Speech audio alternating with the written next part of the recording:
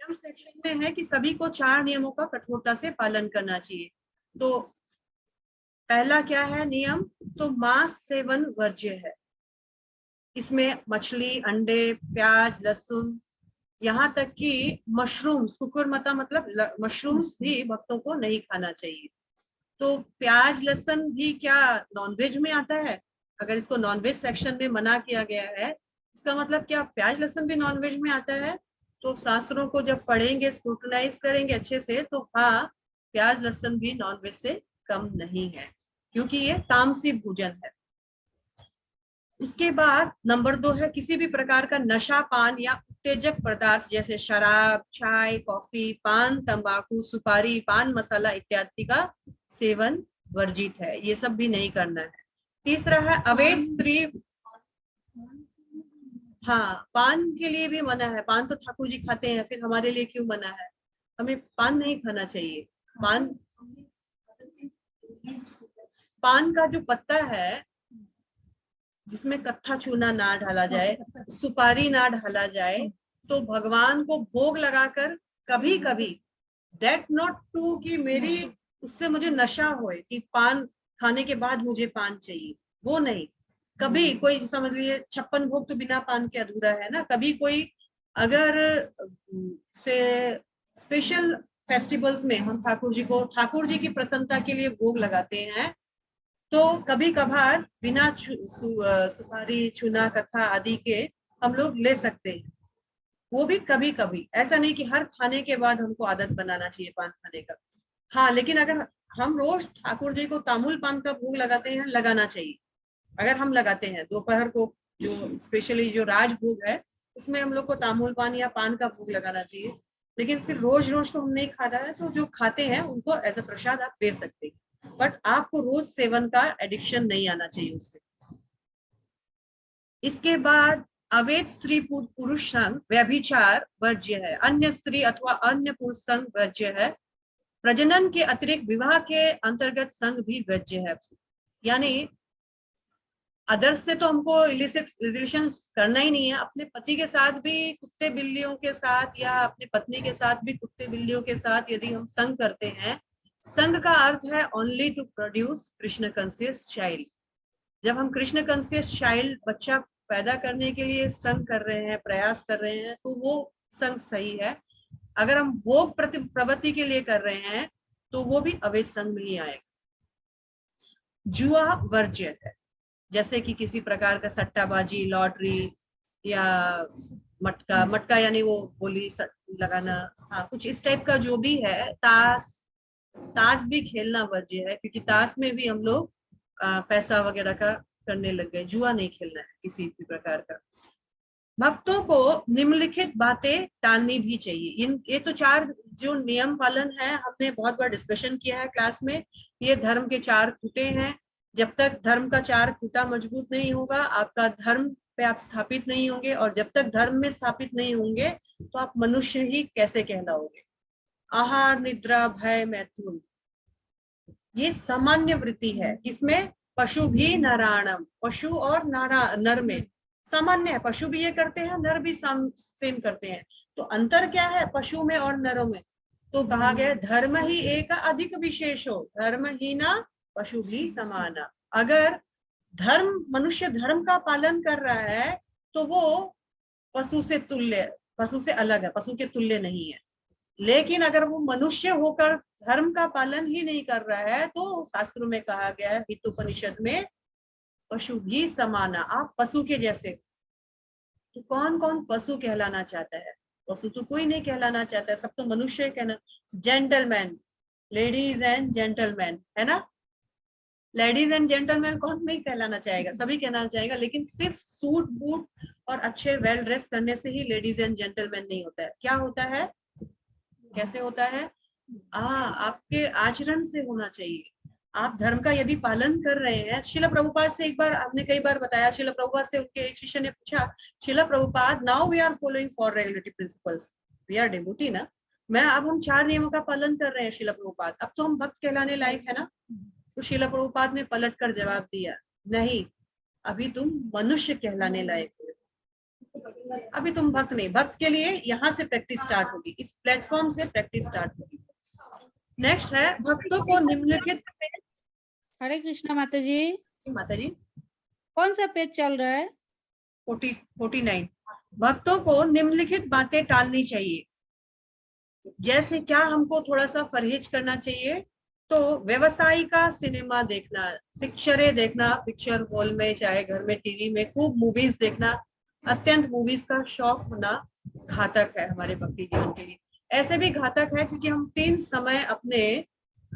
3 घंटे का समय जो अपने दिन से माइनस कर रहे हैं, ऐसे ही समय कम होता है। कहा जाता है अन्न का एक कण और भक्त का एक क्षण कभी भी बर्बाद नहीं होना चाहिए। भक्त का एक क्षण और अन्न का एक कण, उसको हमेशा रक्षा होना चाहिए, उसको बचाना चाहिए।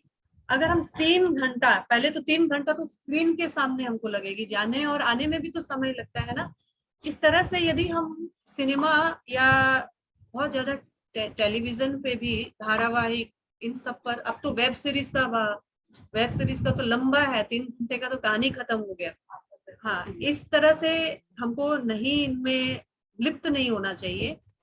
दूरदर्शन भक्ति रहित वीडियो देखना, या जैसे समझ लीजिए कोई अगर स्पिरिचुअल, अगर थोड़ा सा लेक्चर्स वगैरह कुछ है वो सब देखें तो ठीक है। दूरदर्शन वगैरह देखने से, सिनेमा, पिक्चर, गाना, धारावाहिक, ये सब देखने से अपने समय को बचाना है। उपन्यास पढ़ना या अन्य भक्ति रहित लेख पढ़ना जिसमें भक्ति से कोई संबंध नहीं है, बुक्स आदि पढ़ना वेस्टेज ऑफ टाइम है। भक्त को समय का रक्षा करना है। भक्त का एक क्षण बहुत इंपॉर्टेंट होता है। कहा गया है लवा मात्र साधु संग, लवा मात्र एक क्षण भी यदि कोई साधु संग ले लेता है तो उसका जीवन परिवर्तित हो सकता है। और आप एक क्षण में कितना क्षण बर्बाद कर रहे हो, कैसे आप साधु संग के लिए आगे बढ़ पाओगे।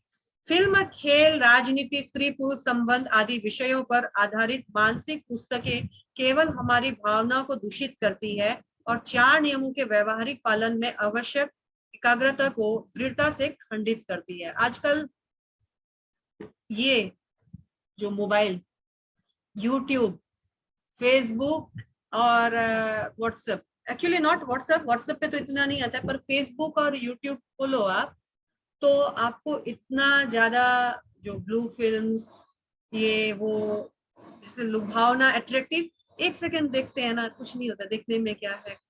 तो 1 सेकंड देखते हैं, देखते देखते पता चलता आधा घंटा हो गया। और जब क्या होता है, हमारे जब सर्चेज में इस टाइप का चीजें आता है, अपने आप बहुत सारा चीज आने लग जाता है, तो खतरनाक है। इसीलिए ज्यादा अकेले टीवी या मोबाइल, स्पेशली मोबाइल जो है हमारे पतन का मोस्ट ऑफ द प्रोमिनेंट कारण है, इनसे हमको बचना है। एक बार एक शिष्य और गुरु था, शिष्य और गुरु नहीं बोल सकते हैं, एक मालिक और एक सेवक था। तो मालिक को डायबिटीज का प्रॉब्लम हो गया और मालिक ने बोला कि अब से मुझे डॉक्टर ने मीठा खाने के लिए मना किया है, तो तुम ध्यान रखना, मेरे दिनचर्या में मीठा का ज्यादा यूज नहीं होना चाहिए। सेवक बोला ठीक है। तो दोनों घूमने गए आम का बागीचा में। तो शाम, दोपहर का समय था, बहुत धूप था, तो आम का पेड़ के नीचे मालिक सो गया। इतना सुंदर मीठा मीठा आम है, अरे बड़ा आनंद आएगा, काश ये आम खाने को मिलता। तो फिर ऐसे देखते देखते एक आम, पका हुआ आम टक से नीचे गिर गया और मालिक उठाया। तो वो जो सेवक है बोलता, मालिक मालिक, मीठा खाना मना है। खाना मना है ना, छूना तो मना नहीं है, छू तो सकता ही हूँ। उसको छू रहा है, बड़ा ऐसे गौर से उस आम को देख रहा है। मालिक मालिक, मीठा खाना मना है, खाना मना है, देखना तो मना नहीं है। हाँ, देखना मना नहीं है। तो देख रहा है और छू रहा है, देख रहा है इस एंगल से, इस एंगल से। थोड़ी देर बाद में क्या खुशबू है, काश मैं खा पाता। तो सेवक बोलता है, मालिक मालिक, मना है, सूंघना मना नहीं है, डॉक्टर ने खाने के लिए मना, सूंघिए। थोड़ी देर बाद मालिक एक छोटा सा बाइट लेता है। अरे मालिक, खाना मना है, खाना मना है, चखना तो मना नहीं है, तो चख तो सकता ही हूँ। फिर मालिक बोलता है, अब छोड़ना, चख ही लिया तो खाने में क्या हर्ज है। स्टार्टिंग कहाँ से हुआ, देखने से, छूने से, एक एक जो प्रक्रिया है वो अपने आप आगे बढ़ती रहेगी, हमको पता ही नहीं होगा पतन का कारण क्या है। और ये यूट्यूब, फेसबुक यही है। देखने में थोड़ी करूंगा, थोड़ी मैं करूंगा नहीं ना, और पता ही नहीं चलता है कब हम लोग उसमें इंडल्जेंस आ जाता है। तो सत्संग पाठ हमने कर लिया था इसका पिछली बार, सत्संग पाठ में हम लोग नहीं जाते हैं, सेवा पाठ में आते हैं। 6 नंबर जो है, पेज नंबर 51, सेवा पाठ है। सेवा देखते हैं, ये इंपॉर्टेंट पार्ट है, इसमें थोड़ा टाइम लेते हैं। सेवा, विग्रह सेवा जो था ना, वो इससे कनेक्टेड है, सेवा पाठ से। क्लियर? सो सेवा, गुरु की इच्छित कार्य में सहभागी होने के लिए प्रत्येक भक्त को स्वयं को किसी विशेष सेवा में संलग्न लेना चाहिए। इसके लिए व्यक्ति अपने सलाहकार काउंसलर से विचार परामर्श कर सकता है। काउंसलर कौन होता है? जो उसको गाइड करता है, उसके भक्ति जीवन में उसको सलाह मशवरा देता है, उसको काउंसलर कहा जाता है। हमारे यहाँ काउंसलर का प्रचलन इतना नहीं है, बाकी बड़े बड़े जो टेम्पल्स में काउंसलर होते हैं। जैसे आप जिसके गाइडेंस में भक्ति करते हैं, उसको आपका इन एंड आउट पता होता है, इन एंड आउट पता होता है। तो वो जब आप उससे कुछ सलाह लेते हैं, तो वो आपको आपके घर और आपके साधना और आपका जो कॉन्शियसनेस लेवल है, उसके अनुसार आपको आगे बढ़ाता है भक्ति जीवन में। अनेक प्रकार की सेवाएं हैं जो मंदिर में तथा मंदिर द्वारा होने वाले कार्यक्रमों के माध्यम से की जा सकती है। ऐसा नहीं है कि सेवा हम लोगों को मंदिर में ही जाकर करना है, मंदिर से रिलेटेड कोई और सेवा है।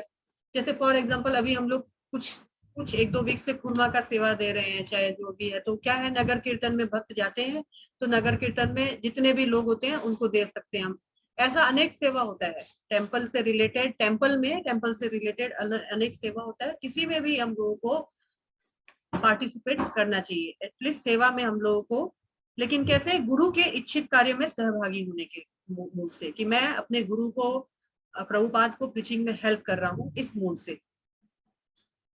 सेवा पार्ट में यहाँ पर अर्चा विग्रह सेवा को प्रोमिनेंट लिया गया है, क्योंकि हमारा टॉपिक भी वही था, इसलिए अर्चा विग्रह क्या होता है? Any idea?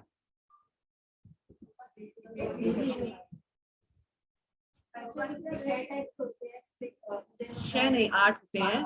अर्चा मतलब होते हैं भगवान का विग्रह, भगवान का जो भौतिक पदार्थों से बना हुआ एक रूप, उसको अर्चा विग्रह बोलते हैं। तो अर्चा विग्रह का क्या दरकार है? जब साक्षात भगवान तो वैकुंठ में है ही, तो अर्चा विग्रह क्यों चाहिए होता है? तो क्योंकि हम भगवान को देख नहीं सकते हैं अपनी इन दूषित आंखों से, क्योंकि हम भगवान को परसीव नहीं कर पाते हैं। उनके साथ आदान प्रदान संबंध स्थापित करने के लिए अर्चा विग्रह जो एक बहुत बड़ा सुविधा है भगवान को हमारे लिए। भगवान कहते हैं कि मैं कृपा करने के लिए, जीवों पर कृपा करने के लिए अर्चा विग्रह के रूप में उपस्थित होता हूँ, ताकि ये जीव मुझसे संबंध स्थापित कर सके, प्रेम स्थापित कर सकते। तो जो वो मुझे देना चाहते थे, वो इन अर्चा विग्रह के माध्यम से मुझे पहुंचा सकते हैं। अर्चा विग्रह is like a post office का लाल वाला जो लेटर बॉक्स होता है ना, वैसा। लेटर बॉक्स में क्या करते हैं, हमारे मैसेजेस हम लोग लेटर बॉक्स में डालते हैं, और डाकिया जो है उसको एज इट इज दूसरे के पास पहुंचाता है। अर्चा विग्रह क्या है? वो लेटर बॉक्स है, हम लोग अपनी सेवाएं वहां पर पहुंचाते हैं। किसके माध्यम से पहुंचाते हैं? वो डाकिया कौन है? गुरु परंपरा के माध्यम से पहुंचाते हैं। और वो गुरु क्या, एज इट इज हमारा संबंध जो है भगवान के साथ संपर्क स्थापित कर देता है। तो इसीलिए अर्चा विग्रह जो है एक बहुत इंपॉर्टेंट अंग है, पंचांग में एक अंग है भक्ति का। अर्चा विग्रह तो हमारे सेवा में होना ही चाहिए। तो यहाँ लिखा गया है अर्चा विग्रह, जैसे कि हमने बताया कि श्रीमद् भागवतम में जब उद्धव को भगवान ज्ञान देते हैं, तो उद्धव गीता में भगवान बताते हैं 11वां स्कंद में कि अर्चा विग्रह जो है 8 प्रकार के मैं भौतिक रूपों में आता हूँ। तो 11वें स्कंद का 27वां नंबर चैप्टर का 12वां नंबर श्लोका में भगवान खुल के बताते हैं। तो भगवान 8 प्रकार के रूप कैसे लेते हैं? एक तो है पत्थर, दूसरा है काष्ठ, काठ में आते हैं भगवान, तीसरा है मेटल, किसी भी प्रकार का, जैसे धातु, चाहे वो सोना हो, चाहे वो चांदी हो, चाहे वो पीतल हो, जैसा भी मेटल हो, भगवान मेटल ग्रहण करते हैं। उसके बाद भगवान मिट्टी की मूर्ति, मिट्टी का रूप में भी भगवान लेते हैं। पेंटिंग, जैसे पेंट होता है ना, पेंटिंग आर्ट जैसे कोई करता है, जिसे हम लोग कैलेंडर भी बोल सकते हैं, चाहे पोस्टर्स बोल सकते हैं। जैसे हम लोग के घर में लोग जो फोटो लगाते हैं, हाँ, वो होता है, पेंट में आते हैं भगवान। फिर सैंड में, सैंड मतलब बालू के रूप में। उसके बाद भगवान आते हैं मानसिक रूप में। आप मानसिक रूप में भी एक विग्रह भगवान का फॉर्म कर सकते हैं। फिर कहा जाता है ज्वेलरी रूप में, जैसे ज्वेलरी जो हम धारण करते हैं वो भी वो भी अर्चा विग्रह के रूप में हमको पूजित भी कर सकते हैं। और जब हम इस तरह से जब भगवान संबंधी जब ज्वेलरी पहनते हैं तो वो अर्चा विग्रह का एक फॉर्म होता है, उसको भी बड़ा आदर सम्मान के साथ पहनना चाहिए। तो यहाँ 8 प्रकार के जो भगवान रूप लेते हैं डेटीज का, ये क्यों लेते हैं? क्योंकि भौतिक चीजों को ही हम देख पा रहे हैं ना, तो भौतिक रूप भगवान लेते हैं। लेकिन यदि हम उसको भौतिक समझे कि ये पत्थर का मूर्ति है, ये मार्बल का मूर्ति है, ये काठ का मूर्ति है, तब गड़बड़ हो जाएगा। हमको ये समझना है विग्रह नाही तुम्ही साक्षात ब्रजेंद्र नंदन। तुम विग्रह नहीं हो, कोई पत्थर काठ मिट्टी का मूर्ति नहीं हो, तुम तो साक्षात ब्रजेंद्र नंदन हो। मुझ जैसे जीवों पर अहेतु की कृपा करने के लिए भगवान आपने ऐसा रूप ग्रहण किया है मुझे, क्योंकि मैं उसी रूप को परसीव कर सकता हूँ, वही सब देख सकता हूँ, तो इसीलिए आप इस रूप में आए हैं। हमारे जो षड गोस्वामी है, रूप गोस्वामी, सनातन गोस्वामी और अनेक आचार्यों के अपने अपने पर्सनल विग्रह होते थे, डेटीज। प्रभुपाद के भी थे अपने पर्सनल विग्रह। गौर निताई मायापुर में जब जाएंगे तो देखिएगा एक कुटिया है ना, जब मेन गेट से एंटर करते एक कुटिया है, गौर निताई है, कास्ट के प्रभुपाद के डेटी है। वैसे ही सनातन गोस्वामी के अपने डेटीज थे, राधा मदन मोहन। रूप गोस्वामी के अपने डेटीज थे, राधा गोविंद। भूल गए? राधा दामोदर किनके है? नहीं, रूप गोस्वामी के तो अभी अभी हमने बताया। हाँ ठीक है, आप लोग सोचते रहिए, क्योंकि इन डेट, मेरा कहने का मतलब है इनके सबके अपने डेटीज है। राधा रमन किनके है? गोपाल भट्ट गोस्वामी। इन सबके मतलब सब सारे आचार्यों का, सारे गोस्वामियों के तो नहीं थे, पर मैक्सिमम ऑफ देम उनके थे। और जो राधा दामोदर है वो जीव गोस्वामी के डेटी थे। जीव गोस्वामी के अपने डेटी राधा दामोदर थे, जो कि रूप गोस्वामी ने अपने हाथ से स्कल्प किए थे। इसमें प्रमुख 2 डेटी तो हम लोगों को जयपुर में ही मिल जाएंगे। ठीक है, तो सबके डेटीज भी यहाँ मैं इसलिए बता रही हूँ कि विग्रह का कितना इम्पोर्टेंस है। तो अपने घर पे अर्चा विग्रह की एक कोई माताजी ऑनलाइन से पढ़ेंगे ये वाला पार्ट। हरे कृष्णा। हरे कृष्णा, पढ़िए। पढ़िए मत। अपने घर में अर्चा विग्रह की सेवा करना गृहस्थ के लिए अत्यंत महत्वपूर्ण है। विग्रह लकड़ी, मिट्टी, संगमरमर तथा अथवा धातु से बने हुए हो सकते हैं। विग्रह स्थापना के लिए आवश्यक वेदी की व्यवस्था अपनी क्षमता अनुसार करें। वेदी किसको कहते हैं? वेदी यानी मंदिर, जहाँ पर आपके भगवान रहेंगे। हमारा ये सबका अपना अपना एक रूम होता है, भगवान का भी एक स्पेशली अपना एक रूम, एक एरिया होना चाहिए।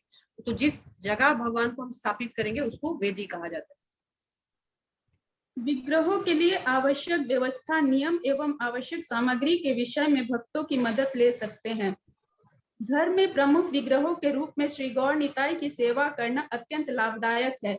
श्री राधा कृष्ण के विग्रहों की सेवा करने के लिए गुरु महाराज अथवा वरिष्ठ भक्तों की अनुमति लेना आवश्यक है।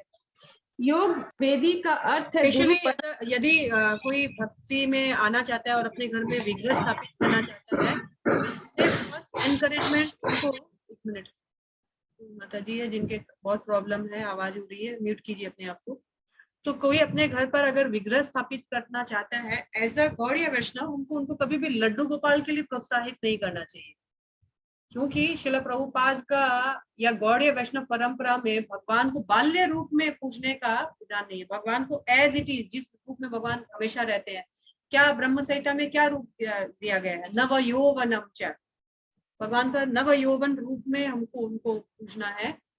तो उसमें भी राधा कृष्ण डेटीज जो है थोड़ा सा एडवांस डेवोटीज के लिए होता है, जो कि अपने गुरु से या वरिष्ठ भक्तों के अनुमति से ही उनका पूजा करना चाहिए उनको। तो हमें अगर नए भक्तों को प्रोत्साहन करना है, पहला प्रोत्साहन तो होना चाहिए कि आप अपने घर पे फोटो में अच्छे से पूजा कीजिए। जब आपको कुछ दिनों के प्रैक्टिस के बाद में बोझ सा नहीं लगे, एक नियमित रूप से आप कर रहे हैं, आपके घर वाले सपोर्ट कर रहे हैं, तब आपको विग्रह का सोचना चाहिए। सिर्फ भावुकता से विग्रह नहीं लाना है।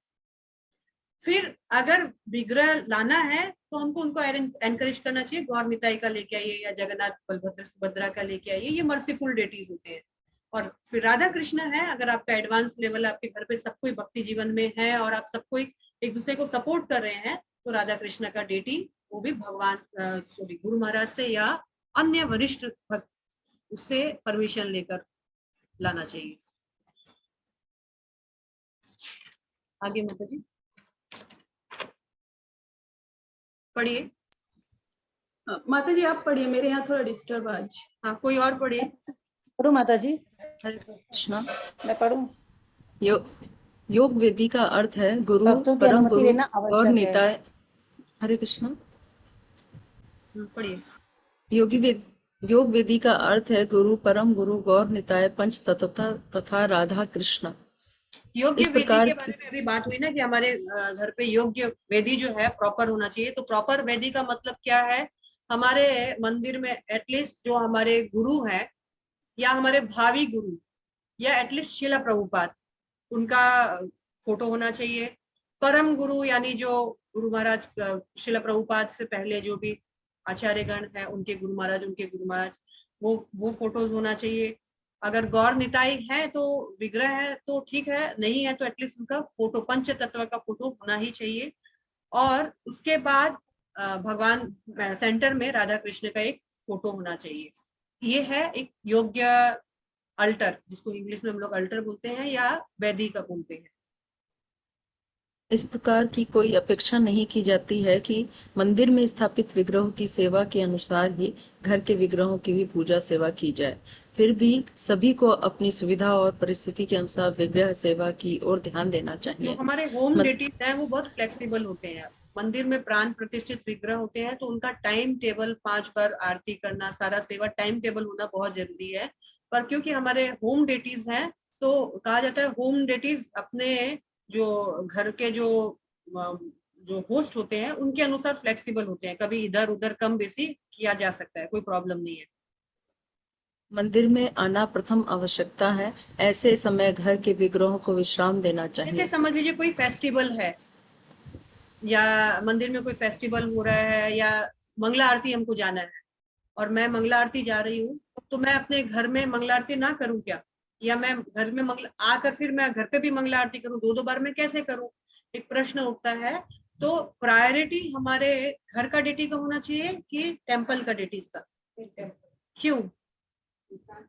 और दूसरा है वो सब हम सबके प्राण है, वो सेंटर ऑफ द हमारा जो इस सिटी का सेंटर ऑफ द ब्रिटिश प्राण है, प्राण प्रतिष्ठित विग्रह है, प्रायोरिटी उनका होना चाहिए। अगर कोई कारण से कोई फेस्टिवल हो या हमें मंगला आरती करना है तो हम अगर वहां कर रहे हैं तो हमारे होम डेटीज ऐसे ही सेटिस्फाइड हो जाएंगे। तो क्या करना है उनको? हम मंगला आरती करने गए मंदिर में, आ करके सिर्फ भगवान को उठा करके थोड़ा सा नैवेद्य भोग अर्पण किया, आरती किया, उनको पोंछ के जो हम लोग दर्शन आरती जो करते हैं वो कर देने से हो जाएगा। नो सेकंड मंगला आरती। सेकेंडली फेस्टिवल्स में क्या करें? आप जन्माष्टमी है, मेरे घर पे भी कृष्ण है, मेरे घर में भी गोपाल है, तो मैं अपने घर का करूंगी कि मैं मंदिर का करूंगी? दोनों पॉसिबल नहीं है। मंदिर में तो बहुत भक्त है, मैं नहीं करने से भी चलेगा, मेरे घर में तो मुझे ही करना पड़ेगा, छोड़ो मंदिर अपना करते हैं। This is not good practice. अपने घर में आगे पीछे कर लीजिए, एक दिन पहले एक दिन बाद, सुबह जल्दी कर लीजिए।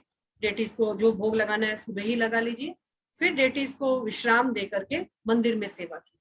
और मंदिर में आपकी सेवा अगर सुबह से ही है, इन केस एक दिन पहले कर लीजिए, पर प्रायोरिटी घर के डेटीज का नहीं, मंदिर के विग्रह का होना चाहिए। ओके, आगे। कम से कम निम्नलिखित बातों का पालन करना चाहिए। घर में पकाए गए प्रत्येक अन्न पदार्थ को विग्रहों को अर्पित करें। ऐसा बताया गया है कि कम से कम दिन में 2 बार आरती करना चाहिए, प्रातः काल तथा सायंकाल कीर्तन के साथ। आरती के पहले भोग अर्पित करें। आरती करते समय बिल्कुल बात या मजाक न करें, ना ही पीछे मुड़कर देखें। घर के लोग जब भी कहीं बाहर अधिक समय के लिए जाएं तो विग्रहों को विश्राम देना चाहिए। बच्चों को भी श्री विग्रह सेवा में संलग्न करना चाहिए। विग्रहों की देखभाल करना, उनके लिए भोग बनाना, उन्हें भोग अर्पित करना, वस्त्र एवं आभूषण बनाना इत्यादि अत्यंत सुंदर सेवाएं हैं। इन्हें करने से कार्यों की शुद्धि होती है तथा परिवार के सभी लोग उसमें सहभागी हो सकते हैं। आरती के लिए नियमों के लिए परिशिष्ट 8 देखें। परिशिष्ट 8 जो है उसमें हमको 8 नंबर जो है परिशिष्ट देख सकते हैं हम लोग। तो आप लोग परिशिष्ट 8 नंबर अगर देखते हैं तो आप लोग आइए पेज नंबर 71 में।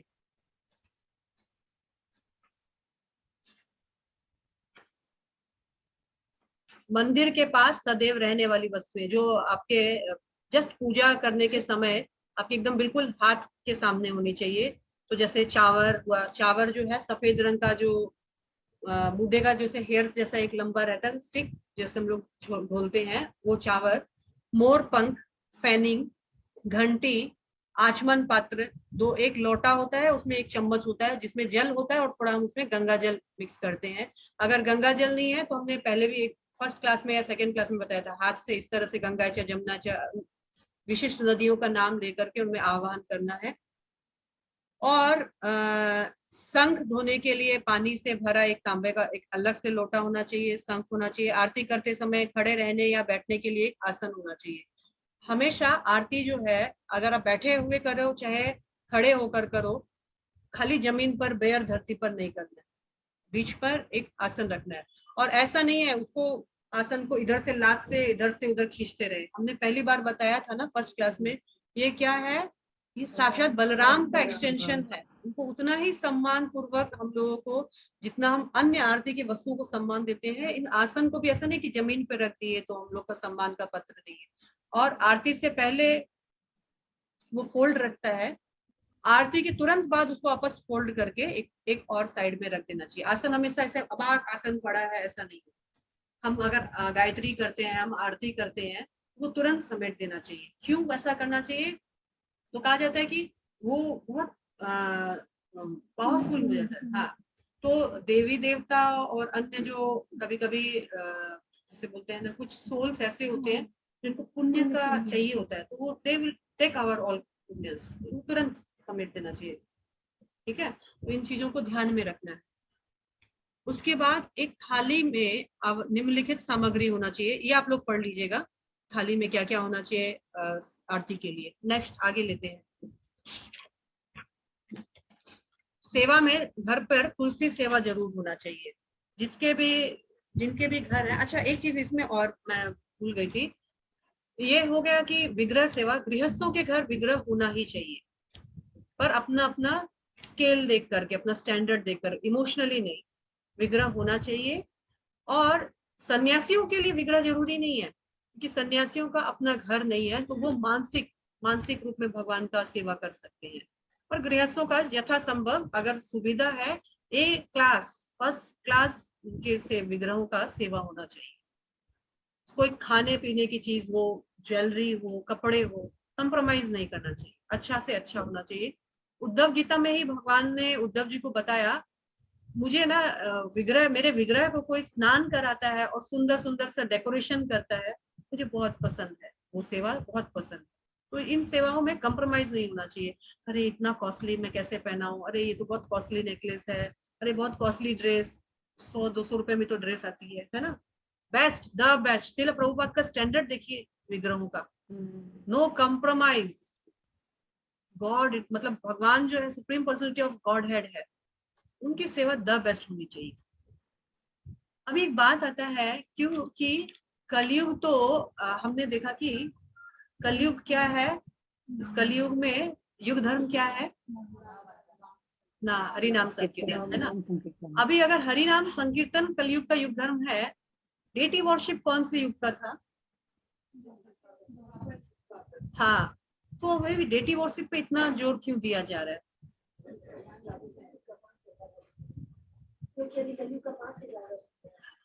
वो भी बात नहीं है, वो भी बात नहीं है। एक्चुअली क्या है, सेवा में प्रेम भाव होता है। तो श्रील प्रभुपाद बताते हैं कि दो विधियां होती है भक्ति में, 2 विधियां होती है, 2 मार्ग होते हैं, एक भागवत मार्ग और एक पंचरात्रि मार्ग, है ना। पंचरात्रि मार्ग और भागवत मार्ग में क्या डिफरेंस होता है? भागवत मार्ग क्या होता है? श्रवण और कीर्तन, इसको ही भागवत मार्ग बोलते हैं।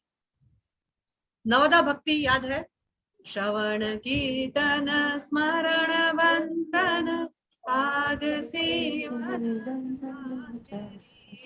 पूजन सखी जन, ये नवदा भक्ति है। नवदा भक्ति में जो फर्स्ट टू फॉरमोस्ट इंपॉर्टेंट है, जो श्रवण और कीर्तन, वो भागवत विधि है। इतना कलयुग में इनफ, हरि नाम संकीर्तन, सुनो और गाओ, सुनो और गाओ, है ना। लेकिन ये श्रवण कीर्तन के बाद भक्त को अपनी इंद्रियों को कहीं और एंगेज करना होता है, भगवान के साथ प्रेम का संबंध स्थापित करना होता है। इसलिए ये अर्चा विग्रह पंचरात्र विधि के अनुसार प्रयोग किया जाता है। तो जो भी है उसमें जो अर्चन है, वंदन है, सब अर्चा विग्रह के साथ स्थापित होता है। श्रील प्रभुपाद बोलते हैं ये दोनों लाइन पैरेलली होना चाहिए भक्ति जीवन में, भागवत विधि और पंचरात्रि विधि। इसीलिए डेटी वर्शिप ऑल्दो इस युग का नहीं है, परंतु हमारा भगवान के साथ संबंध स्थापित हो, इसलिए हम लोग डेटी वर्शिप पे भी उतना ही महत्व देते हैं टेम्पल में। तुलसी देवी माता जी। हरे कृष्ण। जिन्हें संभव हो उन्हें घर में उस स्थान पर तुलसी रखनी चाहिए जहां सूर्य प्रकाश आए। पानी डालने आदि योग्य जैसे योग्य बातों का सदैव ध्यान में रखें। तुलसी के पत्ते भगवान को भोग अर्पित करने तथा उनके चरण कमलों में लगाने के लिए प्रयोग किए जाते हैं। तुलसी पत्ते गुरु व श्रीमती राधा रानी के चरणों में तथा गुरु महाराज के भोग में प्रयोग न करें। श्रीमती राधा रानी के हाथों में तुलसी दे सकते हैं। भगवान श्री कृष्ण को तुलसी अत्यंत प्रिय है, अतः वे उनके बिना भोग स्वीकार नहीं करते। यदि संभव हो तो प्रतिदिन तुलसी महारानी की भी पूजा करें।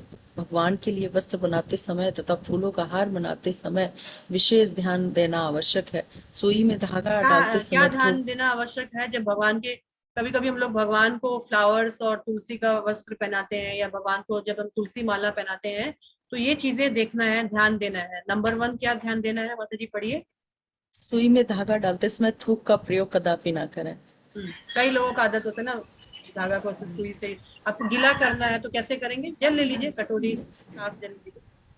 फूल कपड़ा इत्यादि भूमि पर ना रखकर किसी कपड़े पर रखें। भगवान के लिए केवल माला बनानी है, चाहे भगवान के लिए कोई वस्त्र ही सिलना है, तो आपको क्या है, उसको नीचे यहाँ से बिछा लिया और फिर उसमें कटिंग कर दिया, चाहे वो फूल सब नीचे रख दिए, एक एक माला गात रहे हैं, वो माला जैसे जैसे गात रहे हैं वो माला लंबी होती जा रही है, जमीन पर टच करती जा रही है।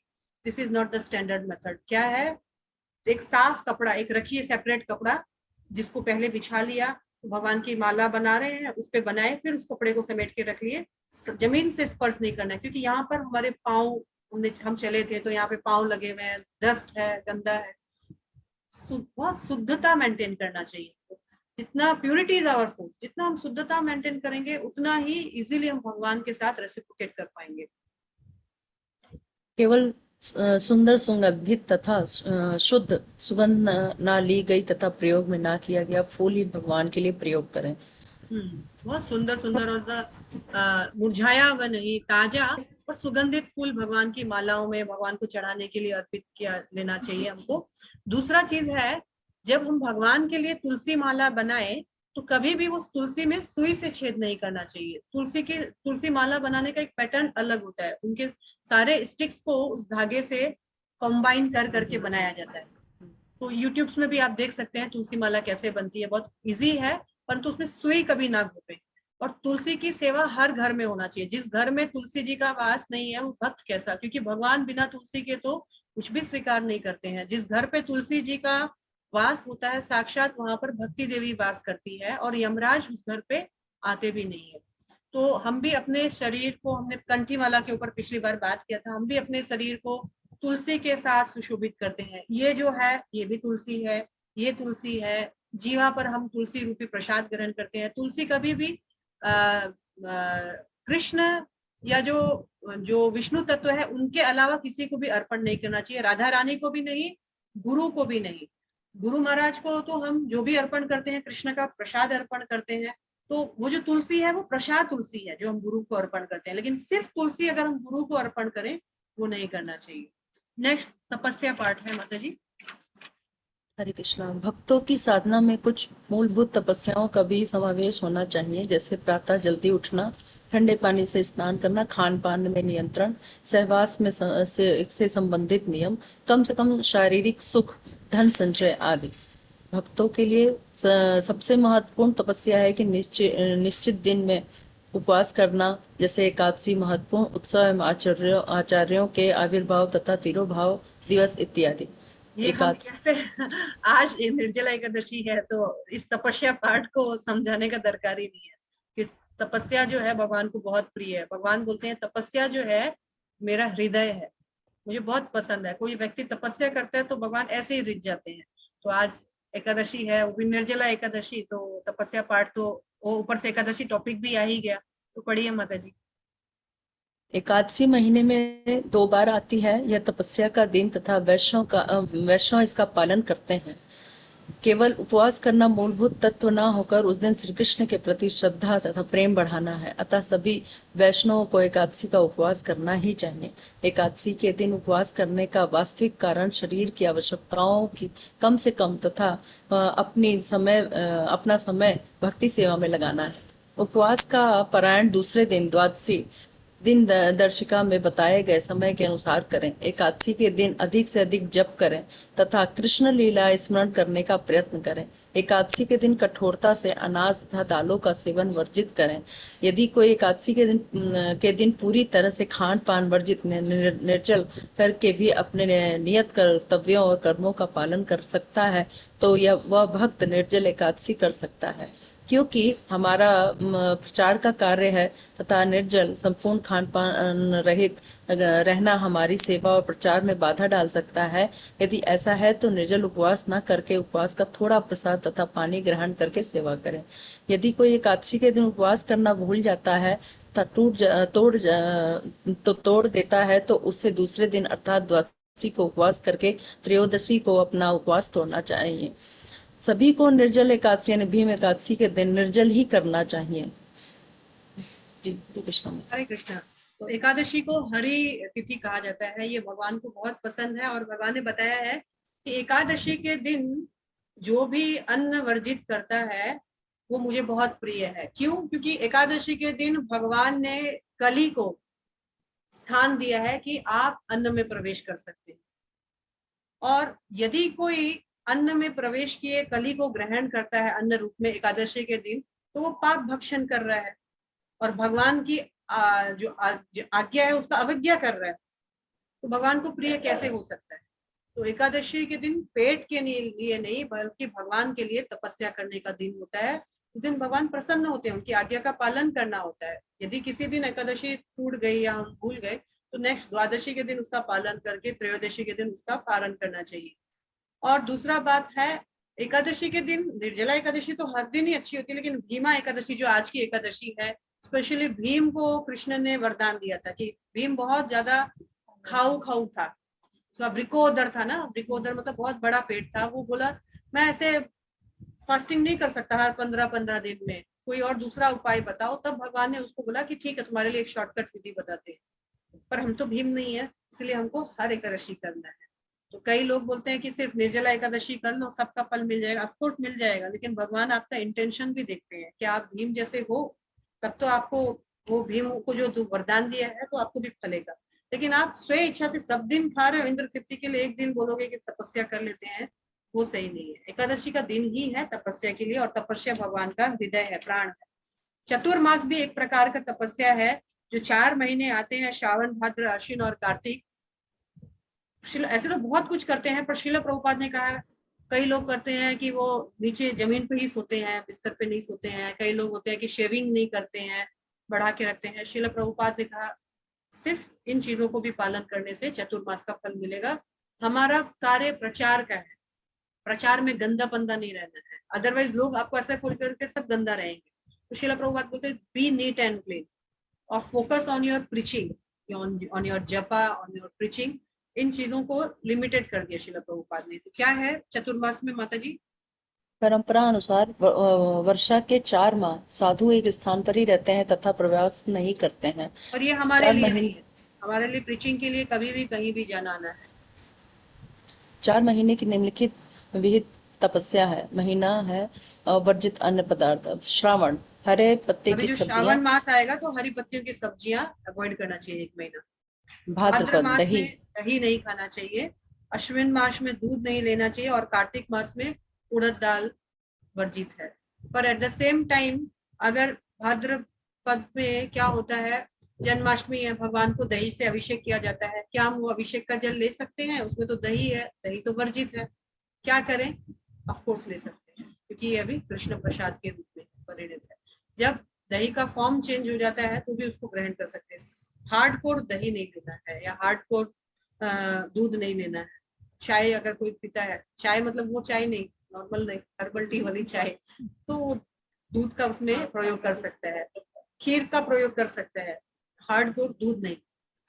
Next 9th number.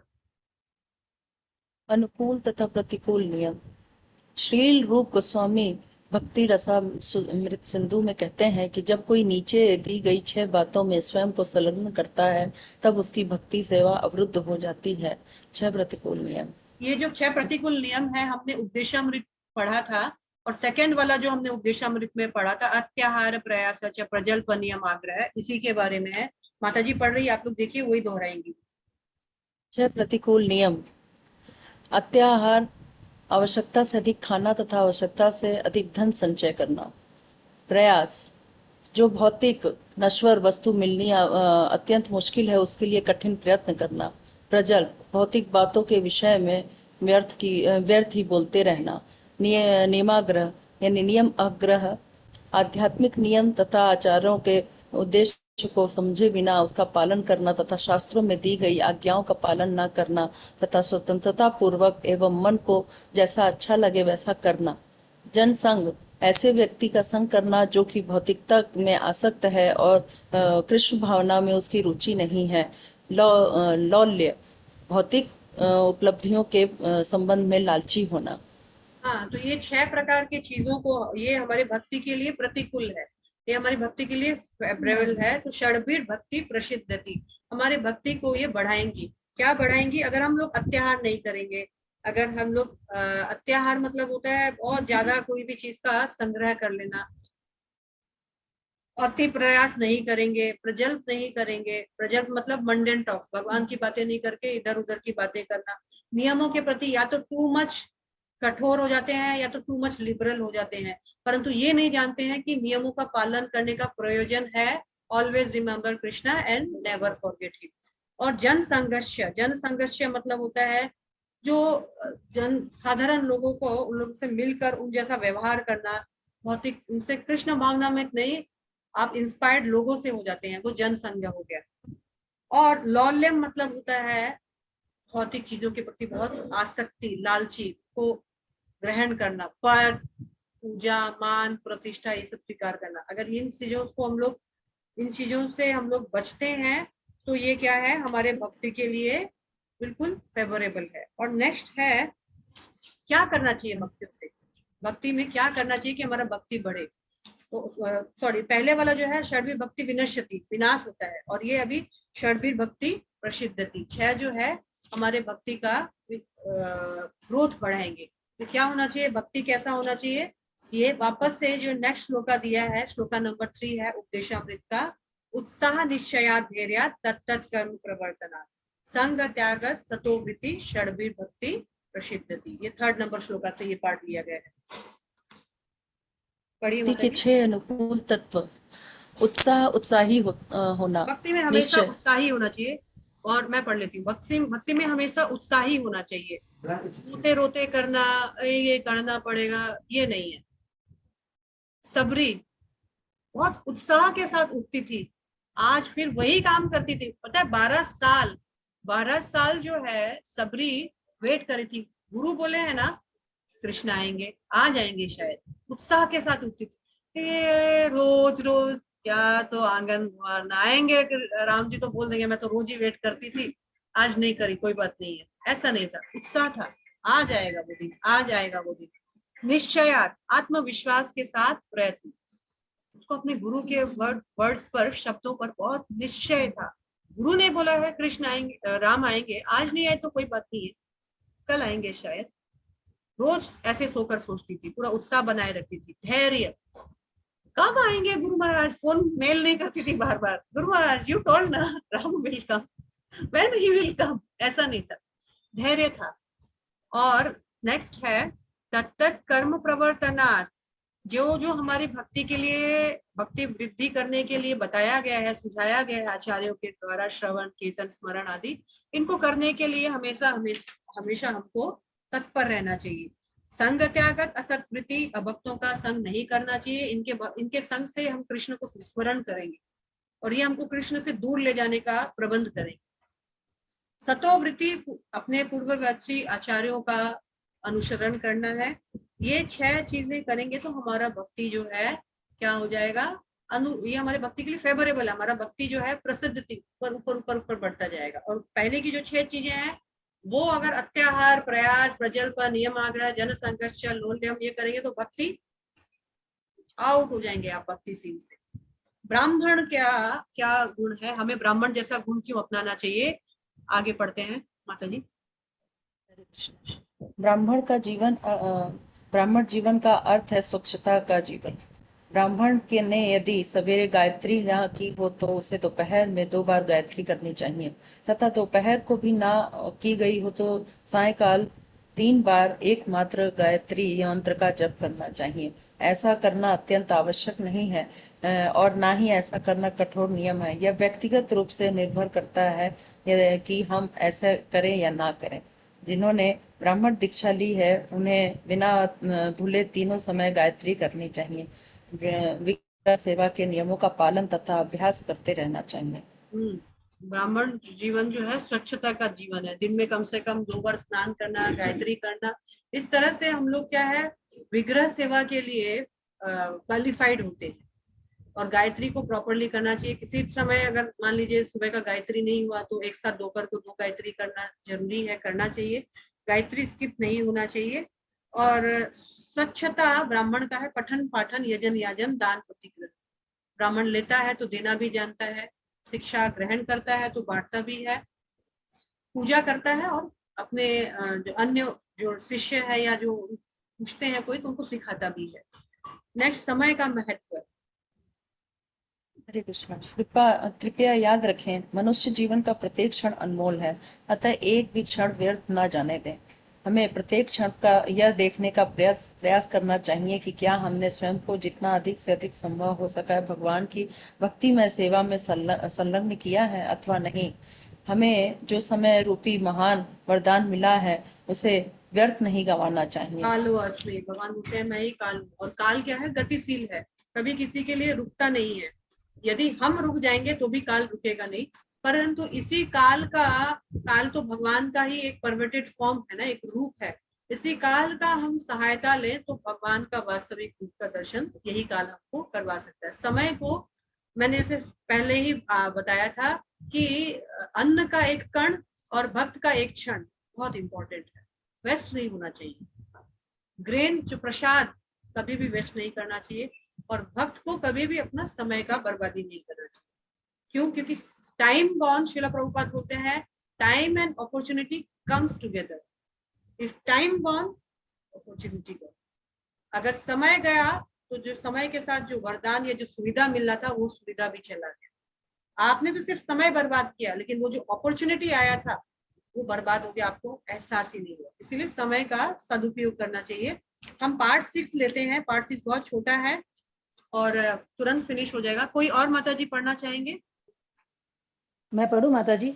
हाँ, यात्रा के बारे में यहाँ लिखा गया है कि समय समय पर, यात्रा मतलब क्या होता है, टूर, कहीं कभी बैंकॉक गए, कभी थाईलैंड गए, कभी पटाया गए, कभी यात्रा मतलब होता है स्पिरिचुअल। आंखों का एक्सरसाइज नहीं करना है, आंखों का एक्सरसाइज का अंत नहीं है। तो क्या करना है, धाम जाकर के भगवान, कानों का एक्सरसाइज करके आना है, भगवान के शुद्ध भक्तों का संग करके आना है। धामवास तभी सक्सेसफुल है जब आपने भक्तों का संग किया। सिर्फ घुमा घुमा घुमा, कोई भगवान की सेवा मिली, लेक्चर्स हो रहा है, वो सब स्किप हो गया, वो धाम यात्रा नहीं है। आगे देखते हैं क्या बता रहे हैं, पढ़िए माता जी। यात्रा, पवित्र स्थलों के दर्शन के लिए आयोजित की गई यात्रा वैष्णव के जीवन की एक अतिशय महत्वपूर्ण एवं सदा स्मृति में रहने वाली उत्साही अवसर है। हम लोगों को बीच बीच में यात्रा ऑर्गेनाइज करना चाहिए, एक ग्रुप में संग जा करके फिर धामों में वास करना चाहिए, दर्शन करना चाहिए बीच बीच में। फिर नंबर 2, अपनी पारिवारिक एवं कार्यालय संबंधी जिम्मेदारियों की पूर्व व्यवस्था कर लेनी चाहिए, जिससे यात्रा के दौरान चिंता उत्पन्न न हो, जिससे व्यक्ति अपना संपूर्ण मन भगवान के पवित्र नाम एवं कथा में संलग्न कर सके। यात्रा में सिर्फ बॉडी नहीं लेके जाना है, मन को भी लेकर जाना है। इसलिए यहाँ पर अगर परिवार वाले हैं, सब नहीं जा रहे हैं मान लीजिए, तो ऐसा व्यवस्था किया जाए कि उनको मेरे एब्सेंस में प्रॉब्लम नहीं है, ताकि मेरा मन जो है बॉडी के साथ जाए, नहीं तो मन यही रह जाएगा। आगे फास्ट माता जी। इस प्रकार आध्यात्मिक शुद्धिकरण के लिए होती है, इसलिए होने के लिए कारण, हरे कृष्णा, पढ़िए। वहाँ इसलिए होने के कारण वहाँ व्यर्थ का वार्तालाप एवं निम्न दर्जे का व्यवहार न करें, वहाँ केवल कृष्ण कथा एवं पवित्र नाम का कीर्तन करें। नेक्स्ट, भक्त स्वच्छता पूर्वक एवं प्रेम पूर्वक एक दूसरे का संग करें, पहले के परिचय के आधार पर गुट दल बनाने की प्रवृत्ति टालें। हरे भक्तों को कृष्णा, ये 2-3 इंपॉर्टेंट चीजें हैं। जब हम जाएं टूर पे तो हमें बहुत ज्यादा फिजिकल लग्जरी का नहीं सोचना चाहिए। एसी रूम होगा तो ही अच्छा है, अच्छा लग्जरियस प्रसाद हो तो ही अच्छा है। दूसरा है क्या होता है, हम लोग आपस में लड़ बैठते हैं, इसका कोई व्यवहार अच्छा नहीं लगा, उसका कुछ बुराई देखा, इसका बुराई देखा। And the most important part, इसका और इसका बहुत अच्छा मेल मिलन है। हम लोग 3 का ग्रुप हो गया, हम लोग कहीं जाएंगे साथ चलेंगे, ये हम लोग को पसंद नहीं है, इसका ग्रुप को छोड़ दो और निकल जाओ। वो ग्रुप बाजी नहीं होना चाहिए, इसको टालना चाहिए। मैं नहीं बोल रही, ये बोल रहे। नेक्स्ट, भक्तों को यात्रा के लिए दिए गए शिष्टाचार एवं नियमों का इच्छा पूर्वक पालन करें। यह न केवल यात्रा को संगठित करने के प्रयत्नों को सुलभ बनाता है, अपितु एक अच्छे वातावरण का निर्माण भी कराता है। सभी को बगैर शिकायत के व्यवस्था एवं कष्ट सहन करने के लिए तैयार रहना चाहिए। प्रवासी वाहनों के विषय में यदि कोई सूचना हो तो उसे पूर्ण विनम्रता से योग्य व्यक्ति का दे। अपनी टिप्पणी एवं शिकायत यात्रा का वातावरण बिगाड़ देती है। कोई भी अंतिम समय में यात्रा में शामिल होने का प्रयत्न न करें। यात्रा के विषय में घोषणाएं काफी पहले की होती है। सभी को अपने नाम एवं पैसा नियत तिथि से पहले दे देना चाहिए। यात्रा के लिए कोई भी ऐसे किसी व्यक्ति के नाम की सिफारिश न करें जो बिल्कुल ही नया है, अधिक प्रमाणिक नहीं है, अथवा जो 4 मूलभूत नियमों का पालन नहीं करता है। जैसे सभी को पूरी यात्रा, चाय पीने वाला चला गया आपके साथ, अब सब चाय का व्यवस्था करते रहो आप, है ना, तो बड़ा दिक्कत हो जाता है। अब किसी को मान लीजिए गुटखा खाने का आदत है, अब ऐसा एक व्यक्ति धीरे से चुपके से अपने दांत में दबा तो लिया, लेकिन उससे पूरा गाड़ी में या जिस जगह आप गए आप डिस्टर्ब होते रहेंगे। तो जनरली लाइक माइंडेड जो है, या जैसे भक्त जा रहा है तो भक्तों के साथ ही जाए, और वो भक्त और अभक्त वाला कॉम्बिनेशन मैच ही नहीं करेगा। क्यों? आप जाओगे तो कीर्तन करोगे, साधु संग करोगे, भजन करोगे, वो तो बेचारा पक जाएगा, और वो पकेगा उसका मुंह देख देख कर आप भी थोड़े से ऐसे हो जाए कि भैया ये एग्जॉस्टेड हो गया। इसलिए लाइक माइंडेड लोगों को ही जाना चाहिए और बड़ा सोच करके यात्रा प्रबंध करना चाहिए। सभी को पूरी यात्रा के दौरान भक्तों के संग में रहना चाहिए। कोई भी दूसरे स्थान जाने के लिए अपनी स्वतंत्र योजना न बनाए या दूसरी बातें न करें। ये बहुत इंपॉर्टेंट है। जब हम जाते हैं, और स्पेशली कोई ग्रुप लीडर होता है, यात्रा का एक ग्रुप लीडर होता है, उसके अनुसार प्लान करना चाहिए। हम लोग पहले, एक माता जी सपोज कीजिए मैं जा रही हूँ किसी ग्रुप लीडर के साथ, मुझे ये सब आइडिया है, इन लोग बहुत लेट करते हैं, चलो मैं 4-5 जगह मैं घुमा के ले आती हूँ, चलो वहां पर ये खा लेते हैं, वो खा लेते हैं, इन लोग तो खाते नहीं है, हम लोग खिला के ले आते हैं। ये एटिकेट्स, वैष्णव एटिकेट्स में नहीं आता है। इन लोग बहुत देरी लगाएंगे, तो नहाने में 4 घंटा लगे, चल हम लोग दर्शन करके आ जाते हैं, मैं सब घुमा देती हूँ। ये सब चीजें थोड़ा सा देखना चाहिए। सभी भक्तों को उच्च आध्यात्मिक वातावरण बनाए रखने के लिए अपना योगदान देना चाहिए। केवल एक निरुत्साही एवं आलसी भक्त संपूर्ण यात्रा के वातावरण को बिगाड़ सकता है। सभी को दूसरों की मदद एवं सेवा करने के लिए उत्सुक रहना चाहिए एवं इस प्रकार की सेवा मिलने पर सदा संतुष्ट रहना चाहिए। भक्त बाहर से अपने लिए विशेष अन्न पदार्थ न खरीदें। यात्रा का उद्देश्य एकत्र भोजन, प्रसाद, निवास अर्थात एक कुटुंब के समान होना चाहिए। सभी को पवित्र धाम के विरुद्ध अपराध न करने में अत्यंत सावधान होना चाहिए। यात्रा के दौरान भक्तों के साथ हमें अन्य इस्कॉन मंदिर में अथवा गौड़ी मठ के मंदिर में जाने पर उस मंदिर के सामान्य नियमों एवं परंपराओं का ध्यान पूर्वक सम्मान करना चाहिए। उदाहरण स्वरूप इस्कॉन मंदिर में जाने के पश्चात श्रील प्रभुपाद के नाम के अतिरिक्त अन्य गुरु के नाम का जय जयकार न करें। किसी भी प्रकार के संभावित वाद विवाद को टालना चाहिए।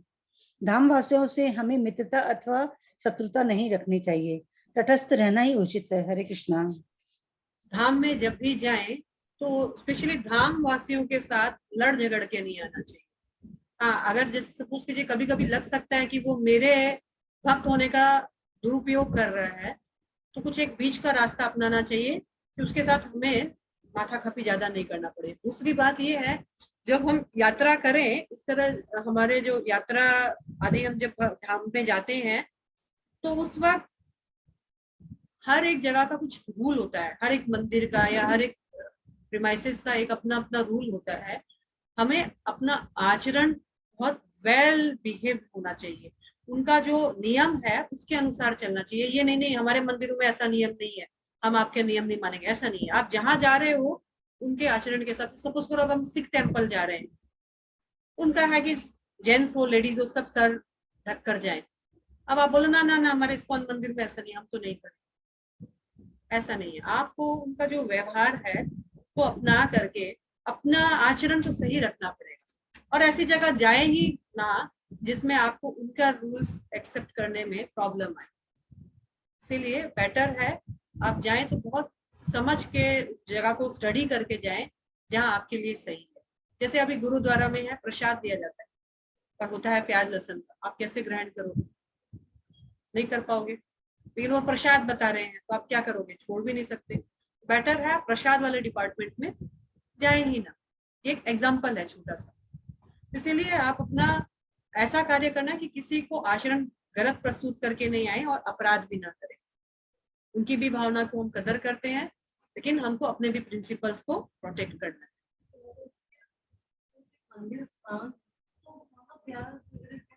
दे डोंट कंसिडर प्याज लहसुन एज नॉन वेज, अपना नियम है। इसीलिए मैंने बोला उनके नियमों को हम रेस्पेक्ट करते हैं, पर हाँ हमारा हम अपने प्रिंसिपल्स को प्रोटेक्ट करना है, तो इसीलिए वाइजली। अच्छा, इसमें एक परिशिष्ट 10 में एक नियम है। देखिए हमने क्लास पहले भी बताया था, नाम अपराध, धाम अपराध, वैष्णव अपराध। वैष्णव अपराध हम कर चुके हैं, नाम अपराध हमारा पेंडिंग है, पिछली क्लास हम नहीं करे थे, हो सकता है आज हम कर लें। अभी आज हम धाम पे जब जाते हैं कुछ धाम अपराध होते हैं, तो यहाँ पर 10 प्रकार के धाम अपराधों का सूची है पेज नंबर 75 में। पेज नंबर 75 में धाम अपराध जो है वो पढ़ते हैं। नंबर 1 मैं पढ़ती हूँ। पवित्र तीर्थ स्थानों के महत्व को प्रकट करने वाले गुरु की अवज्ञा तथा अपमान करना।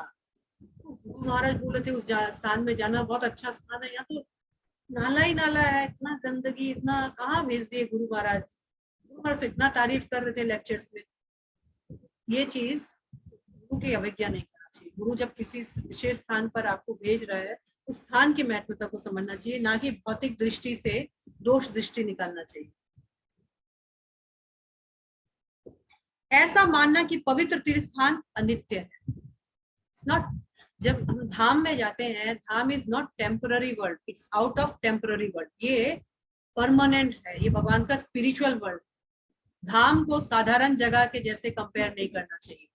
मान लीजिए मैं वृंदावन गई और मैं उसको दिल्ली के साथ कंपेयर करने लग जाऊं तो ये गलत है। धाम इज इटर्नल वर्ल्ड, उसको हमेशा आध्यात्मिक दृष्टि से समझना है और देखना है। तीर्थ स्थान में रहने वाले लोगों पर अथवा वहां पर आए हुए यात्रियों पर जोर जबरदस्ती करना अथवा उन्हें सामान्य सांसारिक व्यक्ति मानना। धाम का कुत्ता, बिल्ली, चींटी, पत्थर, पेड़, पत्ता भी ट्रांसेंडेंटल है।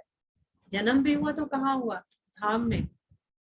तो हमें कभी भी उनको उनके साथ दुर्व्यवहार नहीं करना चाहिए और उनका स्थिति और अपना स्थिति को सही सही रूप में जानना चाहिए कि ये मुझसे बहुत ऊंची स्थिति में है, कम से कम ये धाम वासी। तो इसीलिए धाम में जाकर इनके प्रति अपराध या दोष दृष्टि ना हो तो ठीक है। पवित्र स्थानों में रहते समय सांसारिक कार्य करना। धाम में गए और नॉर्मल सांसारिक कार्य कर रहे, सेक्सुअल इंडल्जेंस, चाय पीना, गुटखा खाना, ये सांसारिक कार्य, जैसे इन कार्यों को धाम में नहीं करना चाहिए। मूर्ति पूजा अथवा पवित्र नाम का व्यापार करना अथवा उसके माध्यम से धन कमाना। धाम में बिजनेस, प्रभुपाद ने एक बार अपने शिष्य को कहा था, जो धाम में व्यापार करता है वो धाम में अगले जन्म मंकी बन के आता है, बंदर बन के आता है। धाम में व्यापार नहीं करना चाहिए। जैसे धाम में क्या पूजा हो सकता है, भगवान का मूर्ति बेच लिया, किताब बेच लिया, ये कर लिया वो। धाम इज अ ट्रांसेंडेंटल प्लेस, वहां घर चलाने का व्यवस्था नहीं करना चाहिए। घर चलाने के लिए आप गुवाहाटी में ही ठीक थे, है ना। तो अभी वहां तो जाकर भजन करना था, फिर वहां जाकर भी इसी का चिंता कर रहे हैं, तो क्यों गए थे। नेक्स्ट है, पवित्र तीर्थ स्थान किसी भौतिक राज्य अथवा प्रदेश का हिस्सा है, ऐसा विचार करना या भगवान के धाम को अन्य देवताओं से संबंधित तीर्थ स्थानों के समान समझना, ये पवित्र तीर्थ स्थान के क्षेत्र को मापने का प्रयास करना है। ये आउट ऑफ वर्ल्ड है, स्पिरिचुअल। कभी भी इसको कोई किसी का पार्टिकुलर देश का पार्ट या पार्टिकुलर राज्य का पार्ट समझना, धाम इज ट्रांसेंडेंटल, वो इस संसार का पार्ट ही नहीं। तीर्थ स्थान में निवास करते समय पाप कृत्य करना, कोई भी पाप पूर्ण कर्म नहीं करना है तीर्थ स्थान।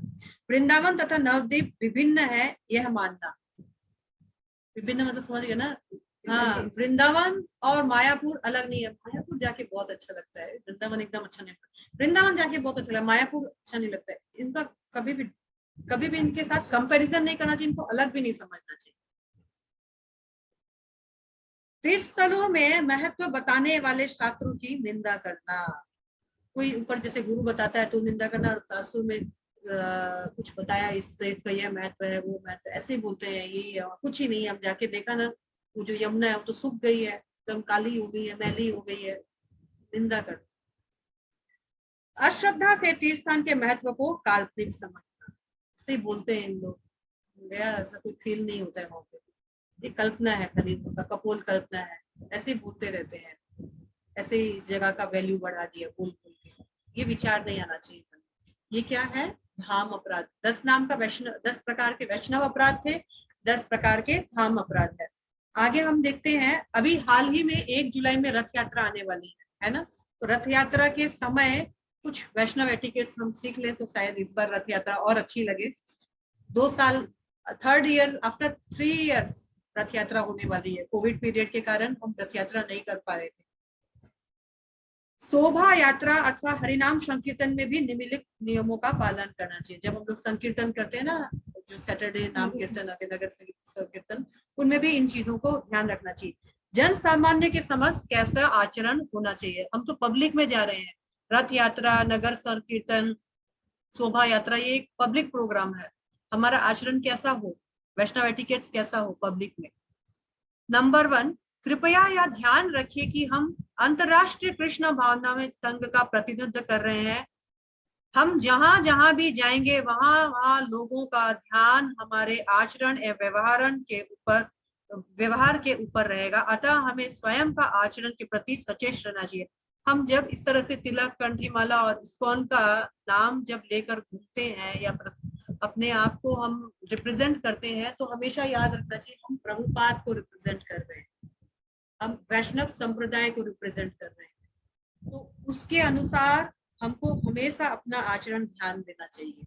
हम लोग एक्चुअली सपोज कीजिए मैं जाती हूँ पब्लिक प्लेस और कुछ किसी से गाली गलोच, लड़ाई झगड़ा हो गया मेरा, चलिए मान लिया गलती उसकी ही थी, मेरी थी भी नहीं, फिर भी मेरा लड़ाई हो गया, और बीच में कोई आया आदमी, ये इस्कॉन वाले ऐसे ही, वो ये नहीं बोलेगा, मेरा नाम नहीं लेगा या वो मुझे नहीं जानता है, इस्कॉन को बदनाम करेगा। आप अब इस्कॉन हो गए, आपको अभी अपना और साथ साथ में श्रील प्रभुपाद दोनों का विशिष्ट मान सम्मान को सोसाइटी में बनाए रखना।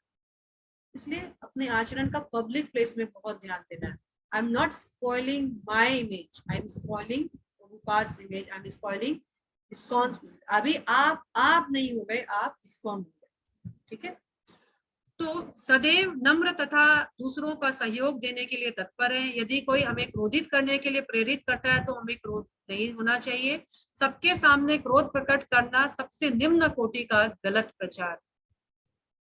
बाहर ऐसे भी हम लेक्चर्स देते हैं, लेक्चर सुनते हैं हाउ टू कंट्रोल एंगर, और वहां पर जाकर के वही काम कर देंगे तो आपसे क्या सीखेगा लोग तो यही बोलेगा ना, आप ऐसा बोलता है, आप ही नहीं करते। इसलिए control anger is the biggest तपस्या। एकादशी में निर्जला रहने से भी ज्यादा इंपॉर्टेंट तपस्या क्रोध को, और स्पेशली तब जब आपको प्रोवोक किया जाए, जब आपको उत्सुकाया जाए, तब आप कंट्रोल एंगर करो। ये बहुत बड़ा तपस्या है, और यही तपस्या हम लोगों को पब्लिक प्लेस में करना है। नेक्स्ट थर्ड, भक्तों से अथवा अन्य लोगों से वाद विवाद अथवा झगड़ा ना करें। यदि मतभेद हो अथवा कोई वाद विवाद स्थिति हो तो सबकी उपस्थिति में विवाद विवाद ना करके हल शांतिपूर्वक तथा संभव हो तो आपस में ही करने का प्रयास कर लेना चाहिए, सुलझा लेना चाहिए मैटर को।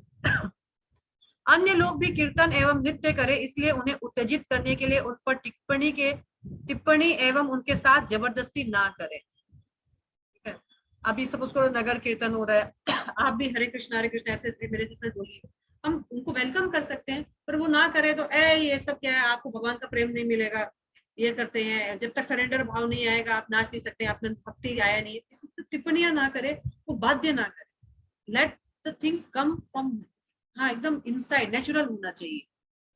उसके बाद है प्रसाद तथा हार इधर उधर ना फेंके, ये बहुत इंपॉर्टेंट है। हम लोग लपक लपक के मंदिर में जब आरती होता है या कुछ होता है तो लपक लपक के वो पुष्प प्रसाद लेना चाहते हैं, भीड़ ऐसे ऐसे ऐसे करके, जब मिल गया इसके बाद हाँ फेंके तो कहीं भी डाल दिया, ऐसे नहीं है। किसी पेड़ के या साफ जगह में, और भगवान की जो माल्य हमको अर्पण होती है तो उनको भी शुद्धता से साफ से हर कहीं नहीं फेंकना चाहिए, स्पेशली रोडों में तो बिल्कुल नहीं फेंकना चाहिए। प्रसाद तथा हार, जिन भक्तों को हार व प्रसाद वितरण की सेवा दी गई है उन्हें व्यक्तिगत रूप से सभी को वितरण करना चाहिए। आपको मिल गया तो आप उसको डिस्ट्रीब्यूट कीजिए सबके अंदर।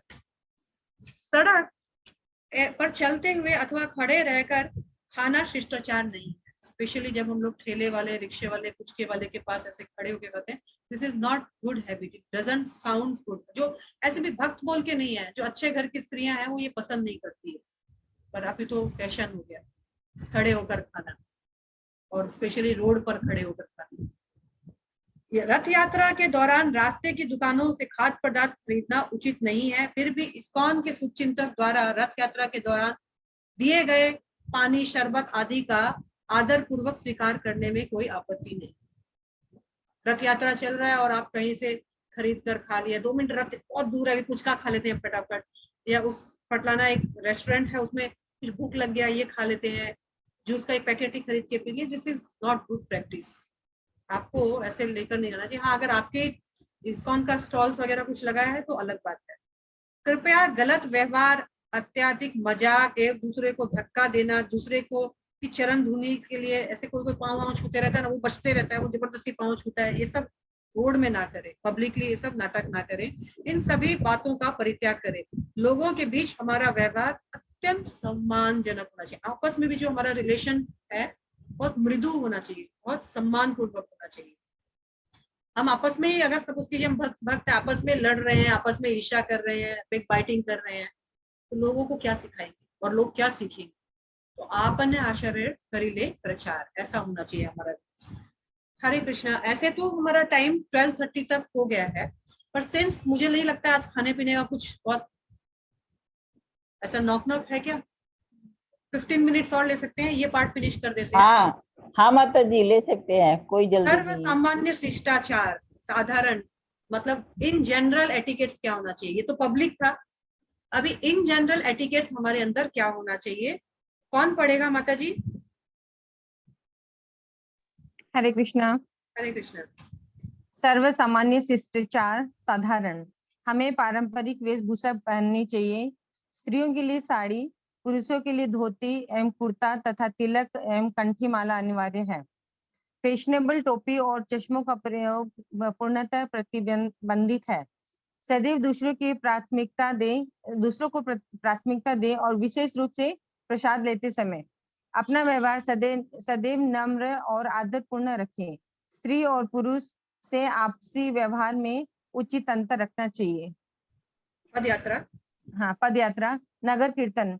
पदयात्रा के समय हमें सदैव अनुशासित रहना चाहिए, जहाँ आवश्यक हो वहाँ अनुशासित ढंग से पंक्ति लगाएं। मतलब आपको अगर कोई लाइन बांधा गया है, सपोज कीजिए कि एक लाइन ये है, एक लाइन वो है, या इस बैरिकेड के अंदर ही आपको चलना है, जैसे अभी रथ यात्रा में 2 रस्सियां रहता है, वो हमारा बैरिकेड लाइन होता है, उसको क्रॉस नहीं करना चाहिए, लेकिन कोई वक्त इधर भागता है, कोई वक्त उधर भागता है, ये हमको सिस्टमेटिकली पालन अगर कर सके हाँ, अगर मान लीजिए बहुत भगदड़ जैसा मच गया तो आप लाइन से बाहर निकल के अपने आप को सेफ बचाइए, लेकिन जहां तक इन शिष्टाचार का पालन करना चाहिए। पदयात्रा के समय जहां आवश्यक हो समय पर उपस्थित रहें। पदयात्रा के समय धैर्यपूर्ण व्यवहार करें और दूसरों की सुविधा का विचार करें। पदयात्रा के दौरान धक्का मुक्की न करें तथा इस बात का ध्यान रखें कि अपना पैर दूसरों के पैर पर न पड़े। इसके अतिरिक्त इस बात का भी विशेष ध्यान रखें कि आपके कारण दूसरों को कोई कष्ट न हो।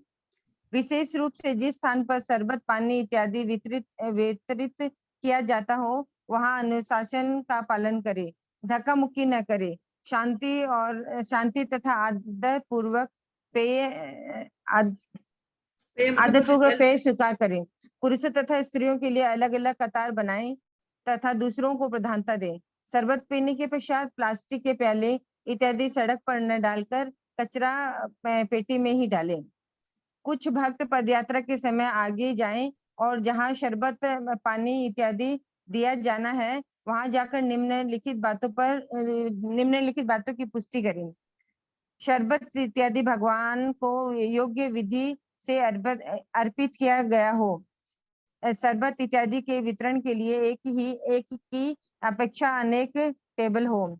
सभी भक्त एक साथ आने पर पुरुष तथा स्त्रियों के लिए अलग अलग पंक्ति बनाएं। भगवत गीता, भगवत दर्शन तथा अन्य ग्रंथों के वितरण करते समय भक्त लोगों से उदारता पूर्वक व्यवहार न करके शांति एवं नम्रता पूर्वक व्यवहार करें। मान लीजिए आप बुक डिस्ट्रीब्यूशन का सेवा ले हैं कि मैं श्रील प्रभुपाद की बुक्स को डिस्ट्रीब्यूशन करूंगा, तो अभी आप एक नए लोगों के सामने गए हैं, आप उसको जोर जबरदस्ती करेंगे, ये बुक लेना ही पड़ेगा आपको। आप इतना देर हमसे बात कर लिया, पूछ लिया, एक भी नहीं लेंगे? कैसा आदमी, आप 10 रुपए खर्चा नहीं कर सकता है? इस तरह का व्यवहार नहीं है। आप विनम्रता पूर्वक उसको बोलिए, अप्रोच कीजिए, ये बहुत अच्छी है, समझाइए, वो लेगा तो ठीक है, नहीं तो जो प्रसाद देना है ये प्रणाम करके आ जाइए। लड़ाई झगड़ा नहीं करना, उतारू नहीं हो जाना है कि आपको खरीदना ही पड़ेगा, आपको लेना ही पड़ेगा। This is not good practice. पदयात्रा के समय कोई भी भक्त चंदा जमा न करे। रथ पर दो स्थान पर दान के लिए दान पेटी रखी जाती है। माताओं को पदयात्रा के समय सौम्य नृत्य करना चाहिए। रथ खींचते समय तथा चलते समय उत्साह पूर्वक कीर्तन करना चाहिए। स्पेशली रथ यात्रा के समय हम लोगों को अपने बॉडीज जो है, बॉडी के ऊपर बहुत अच्छा ध्यान देना है, क्योंकि पब्लिकली बहुत लोग बहुत नजर के होते हैं। अच्छे से वेल ड्रेस होना चाहिए, साड़ी हो या गोपी ड्रेस हो, अच्छे से वेल ड्रेस होना चाहिए, वैष्णव ड्रेस में होना चाहिए। दूसरा चीज है, हम जब नृत्य करें तो हमारा आईज एक्सप्रेशन, बॉडीज एक्सप्रेशन बहुत सौम्य होना चाहिए, वो भगवान के लिए होना चाहिए और उससे भक्ति झलकना चाहिए। नहीं तो क्या होगा, प्रॉब्लम क्या आएगा? प्रॉब्लम ये आएगा कि वो समाज में वो अट्रैक्शन का कारण बनने का कोशिश करेगा और उससे प्यूरिटी खत्म हो जाएगा। हमारा काम क्या था, हम रथ यात्रा पे हम इसलिए साथ जा रहे हैं कि जो जन सामान्य लोग हैं उसको भगवान के प्रति अट्रैक्ट करें और भगवान का कृपा दिलाएं, और हम लोग अपने प्रति अट्रैक्ट करके आ रहे हैं और उसका और भी थॉट्स को कंटेमिनेट करके आ रहे हैं, तो ये हमारा काम नहीं था। समय समय पर दी जाने वाली सूचनाओं का अच्छी तरह पालन करें। पदयात्रा के दौरान 3-4 भक्तों का एक साथ छोटा समूह बनाकर गप्पे मारना, यहाँ वहां भटकते रहना इत्यादि बातों का परित्याग करें। रथ यात्रा के सक्रिय रूप से भाग ले और संपूर्ण यात्राओं में उत्साह बनाए रखें। पदयात्रा में सम्मिलित भक्त रथ से योग्य अंतर पर रहें। कुछ विशेष कारणों से यदि रथ रुका हुआ है तो रथ सम्मुख स्थित पदयात्रियों को भी रुक जाना चाहिए। कुछ विशेष चौक पर रथ रोका जाता है। जिन स्थानीय लोगों को भगवान जगन्नाथ के लिए फल फूल इत्यादि भोग इत्यादि अर्पण करना हो तो उन्हें अपने घर के पास के उस स्थान पर एकत्रित रहना चाहिए जहां रथ रुकने वाला हो। रथ यात्रा में यदि पशुओं का भी सहयोग हो, जैसे गाय, बैल, घोड़े इत्यादि, तो उन्हें प्राणियों को छेड़े अथवा परेशान न करें। थैंक यू माता जी। कीर्तन पार्ट बहुत इम्पोर्टेंट है।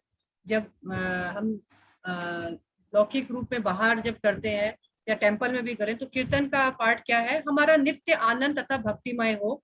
जब कीर्तन का वेग बढ़े तो हमें भी और उत्साही होना चाहिए। जैसे थोड़ा फास्ट कीर्तन चले तो थोड़ा उत्साह पूर्वक नाचे, उनको उनके साथ गाए, परंतु हमारे उत्साह से हमारी विशेष मर्यादा का उल्लंघन ना हो, इसका पूरा ध्यान रखें। स्पेशली क्योंकि हम लोग माताजीज हैं यहाँ पर बहुत सारी, तो हम लोग माताजीज का ही बोल रहे हैं। मान लीजिए बहुत उत्साह पूर्वक हाई स्पीड में कीर्तन चल रहा है और आप भी उछल उछल के कीर्तन कर रहे हो, आपका आंचल कहीं भाग रहा है, आपकी कमर कहीं दिख रही है, होश ही नहीं है। मर्यादा का पालन हमेशा करना चाहिए, अपने को होश में रखते हुए जोश दिखाना है। नेक्स्ट है, अथवा हमारा नित्य कर्मी लोगों के सम्मान मस्ती पूर्वक ना हो, दूसरों को भी इसमें उसके मन में जैसा आए वैसा नाचने से रोकना चाहिए। हम लोग मस्ती नहीं कर रहे हैं, हम लोग भगवान के प्लेजर के लिए नाच रहे हैं और हम लोग श्रील प्रभुपाद को, इस्कॉन को रिप्रेजेंट कर रहे हैं। हमको देखकर भी लोगों को रेस्पेक्ट वाला फीलिंग आना चाहिए। कीर्तन में उत्साह से गाएं एवं नृत्य करें, जितना अधिक संभव हो सके पद यात्रा में कीर्तन तालबद्ध तथा मद गति से करें, मतलब ज्यादा बहुत हाई स्पीड नहीं करके मीडियम में रखना चाहिए, तथा कुछ विशेष स्थानों पे ही कीर्तन को हाई स्पीड में या बहुत वेगवान बनाना चाहिए। कौन कब और कितने समय के लिए कीर्तन करेगा, इसकी सूची पहले से ही बनाना चाहिए। कीर्तन सेवा के प्रमुख व्यक्ति को इसकी सूची की पूरी जानकारी होनी चाहिए। कीर्तन सेवा के समक्ष के प्रमुख भक्त को इस बात का निर्णय लें कि किस स्थान पर कितनी देर रुकना है। ऐसे भक्तों का रथ पर स्थित भक्तों से उचित तालमेल होना चाहिए। करताल अथवा मृदंग वादकों को एक दूसरे से सहयोग करके तालबद्ध कीर्तन करने की सहायता करनी चाहिए। उन्हें कीर्तन गायक के वेग के साथ संतुलन बना, जो कीर्तन गा रहा है उसके साथ उसके लय को समझते हुए हाई एंड स्पीड सबको एक साथ एक लय में कीर्तन करना चाहिए। करताल कहीं जा रहा है, मृदंग कहीं जा रहा है, वो कहीं जा रहा है, ऐसा नहीं है, तीनों का लय अच्छा होना चाहिए। कीर्तन गायक जिस राग और धुन में गा रहे हो उसी धुन में सभी को गाना चाहिए। जैसे हम लोग अक्सर बताते हैं, कीर्तन का पार्ट जो है बहुत इंपॉर्टेंट पार्ट है। हरे कृष्णा, मैं सपोज लीड कर रही हूँ, मैं इस ताल को स्टार्ट की, और जो मेरे फॉलोअर्स जो हमको फॉलो करेंगे हरे कृष्णा कृष्णा कृष्णा, तो फिर वो क्लैश हो जाएगा। जो लीडर जिस लय को चुना है आपको उसी लीडर में, अब सपोज करो अभी मेरा लय बहुत स्केल हाई है, आप नहीं गा पा रहे, better to stop, better not to sing but not to destroy उस ताल को, तो उसी लय में गाना है। सेम यही चीज जब मंदिर में श्लोका रिसाइटेशन होता है, जैसे मंदिर में क्या होता है, एक प्रभु गाते हैं फिर वो अन्य को बोलते हैं, पब्लिकली बोलते हैं आप भी गाइए, तो वो जिस लय में उन्होंने गाया है उसमें ज्यादा उसमें उस्तादी नहीं दिखाना चाहिए मेरे को, नहीं ये तो ये वाला लय का नहीं था, यही है। वो अगर गलत गा रहे हैं तो उसको रोकने का एक अलग विधि है, लेकिन ये नहीं है कि उसको ये दिखाएं कि I know much better than you, मैं आपके से अच्छा प्रोनाउंस कर सकती हूँ, गा सकती हूँ, वो नहीं। मूड पर बहुत ध्यान देना चाहिए। लास्ट है, अच्छा 2 है और, पंडाल कार्यक्रम। पंडाल कार्यक्रम किसको कहा जाता है? हाँ, जब बहुत स्टेज शोज वगैरह होता है। पढ़िए। हरे कृष्णा। पढ़िए, आप पढ़िए। पंडाल में होने वाले कार्यक्रमों के समय या तो भक्ति दी गई सेवा करे अथवा पंडाल में होने वाले प्रवचन और कीर्तन आदि कार्यक्रमों में सक्रिय भाग ले। प्रसाद के समय अतिथि बच्चों तथा माताओं को प्रधानता दे। प्रसाद वितरण करने वाले भक्त योग्य मात्रा में ही, अर्थात न अधिक और न कम, और प्रेम पूर्वक प्रसाद वितरण करे। प्रसाद वितरण उद्दंड तथा दूसरों को खराब करने लगे ऐसा व्यवहार न करे। प्रसाद कम हो तो वितरण नम्रता और चतुराई पूर्वक उसका वितरण करे। लोग जब प्रसाद वितरण केंद्र पर आए तब उन्हें भगाना नहीं चाहिए। सर्व सामान्य नियम मैं पढ़ती हूँ। हमें जो सेवा दी गई है उसे निपुणता के साथ, बहुत एक्सपर्टली, परफेक्टली तथा उत्तरदायित्व मतलब रेस्पॉन्सिबिलिटी भी लेना चाहिए। बहुत परफेक्टली, नीटली और रेस्पॉन्सिबिलिटी के साथ उसको निभाना चाहिए। जिस स्थान पर सेवा कर रहा है कोई व्यक्ति, वह स्थान अथवा उस सेवा का प्रमुख व्यक्ति को सूचित किए बिना छोड़कर हमें नहीं जाना चाहिए। मान लीजिए मुझे किसी के अंडर में आपको कुछ सेवा दी गई है, मेरा क्या करने का मन हुआ और फिर पता ही नहीं चला आपके लीडर को, आप चले गए, ऐसा नहीं होना चाहिए। आप अगर किसी के अंडर में है, शी और ही मस्ट नो आप कर रहे हो, आप आए हो, आप नहीं आ रहे हो। आप आ रहे हो तो भी आपको बताना है, आप नहीं आ रहे तो भी। आपको बीच में छुट्टी चाहिए, जैसे हम लोगों का सेवा बहुत टाइप का होता है, किचन डेटी किचन सेवा में कोई अगर सेवा ना कर रहे, नहीं आ रहे हैं, पहले इन्फॉर्म करें, माता जी हम लोग नहीं आएंगे। कोई आना चाहते हैं तो पहले बताएं, माता जी हम लोग को भी आना है, कोई सेवा है।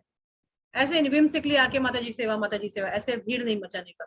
दूसरा है, आपको अगर सेवा दी है, आपको रेस्पॉन्सिबल होना पड़ेगा।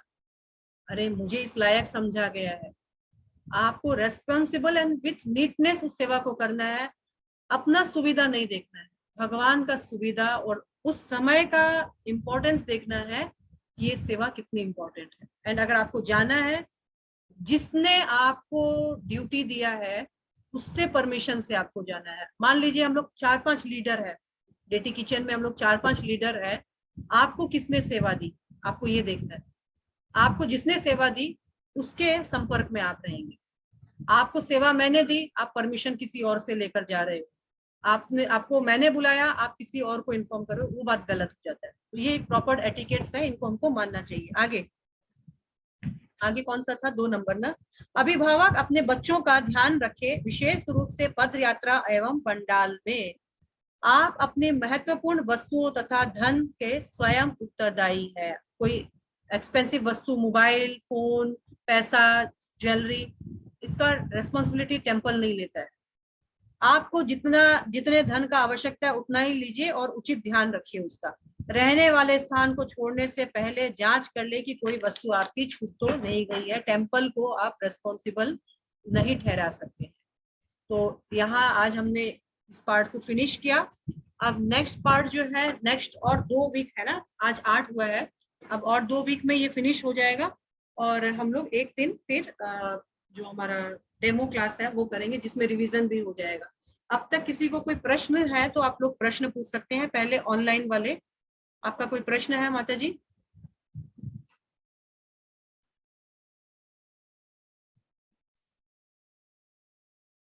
हरे Krishna. Any questions, any doubts? No doubt.